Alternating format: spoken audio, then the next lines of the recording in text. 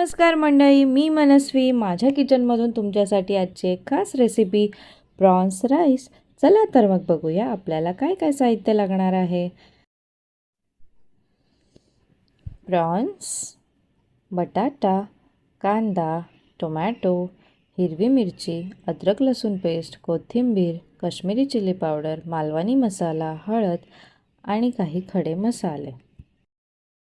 मी वाडाकोलम rice घेतलेला आहे. तुम्हाला हवा तो राईस तुम्ही घेऊ शकतात. आता प्रॉन्सला आपल्याला मॅरिनेट करायचं आहे. त्यासाठी आपल्याला हळद, लिंबू आणि मीठ लागणार आहे. ह्याला मॅरिनेट करून बाजूला ठेवायचं आहे. तोपर्यंत आपण फोडणी करूया. एक कढई घ्या, त्यात 4 चमचे तेल घाला. तेल गरम झाले की सर्व खडे मसाले त्यात घाला. खडा मसाला व्यवस्थित परतवून घ्या. त्यानंतर चिरलेला कांदा त्यात घाला. कांदा छान मऊ होईपर्यंत शिजवून घ्या. त्यानंतर त्यात अद्रक लसूणची पेस्ट घाला. तीसुद्धा व्यवस्थित परतवून घ्या. ती परतवून झाली की त्यात चिरलेला टोमॅटो घाला. टोमॅटोलाही छान मऊ होईपर्यंत शिजू द्या. अशा प्रकारे आपला टोमॅटो छान शिजला आहे मऊ. आता आपल्याला सर्व मसाले यात घालून घ्यायचे आहेत.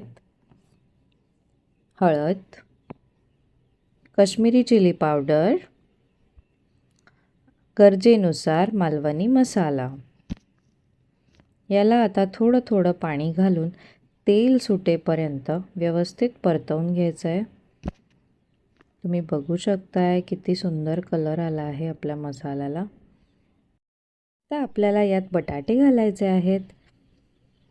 बटाटे घातल्यानंतर व्यवस्थित परतवून घ्यायचं आहे आणि झाकण लावून 1 ते 2 मिनटं शिजू द्यायचं आहे.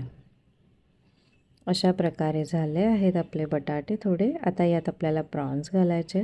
प्रॉन्स घालून आपल्याला व्यवस्थित परतवून घ्यायचं आहे. त्यात कोथिंबीर आणि हिरवी मिरचीही घाला.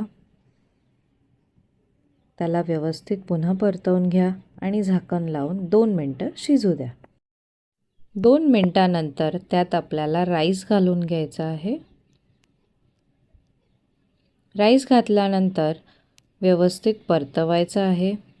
एक 2 ते 3 मिनटं व्यवस्थित परतवून घ्या. परतवून झाल्यानंतर त्यात आपल्याला गरम पाणी घालायचं आहे. गरम पाणी घातल्यानंतर पुन्हा व्यवस्थित परतवून घ्या.